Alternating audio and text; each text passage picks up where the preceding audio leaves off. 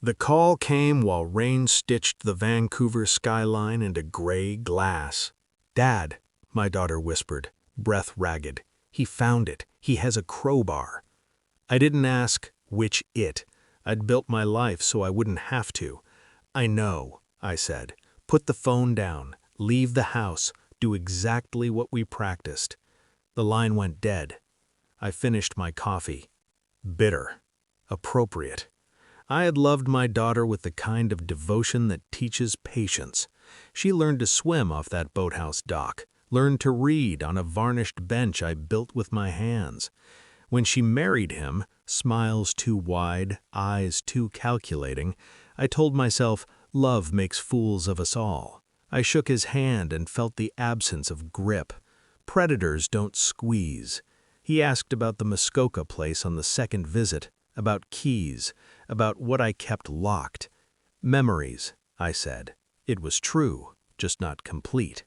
The betrayal didn't announce itself. It crept, a missing watch, a question repeated a little too carefully, his phone lighting up at 2 a.m. with a number saved as broker.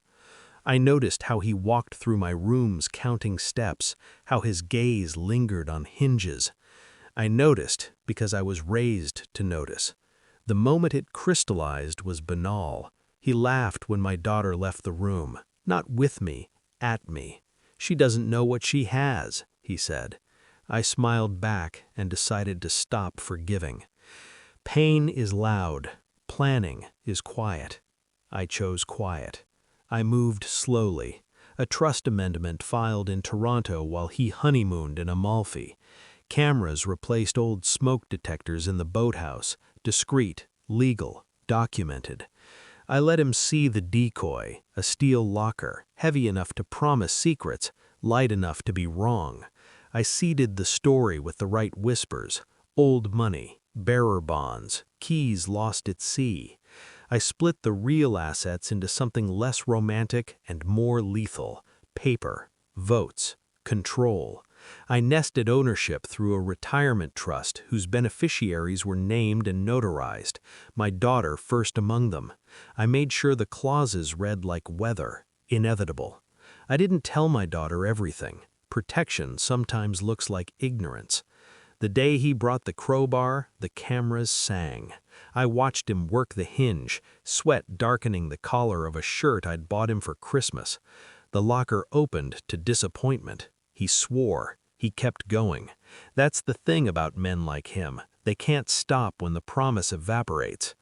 By the time my daughter reached a hotel, I'd already sent the email. "Emergency meeting," the subject line read.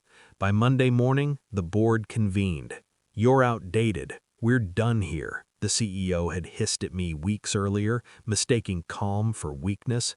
"Understood," I'd replied, quietly. That was the moment the trust activated its voting rights. 76% doesn't argue, it instructs. The confrontation was mercifully brief.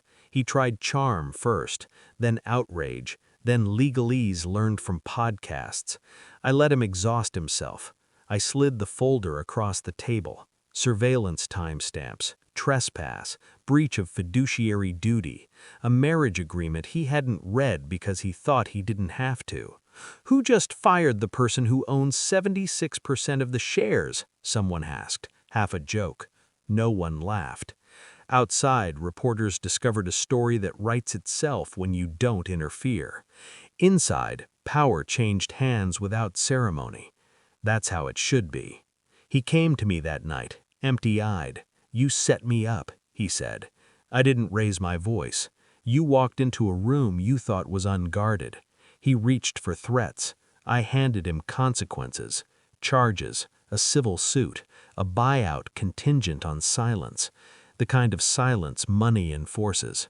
When he left, the house felt larger, cleaner. My daughter came home a week later. We sat by the water. I gave her the key I'd always meant for her. Not the decoy, the real one. It opened a small cabinet with a ledger, letters, and a photograph of her mother laughing on that dock. "There was never gold," I said. She nodded. She understood more than I'd feared.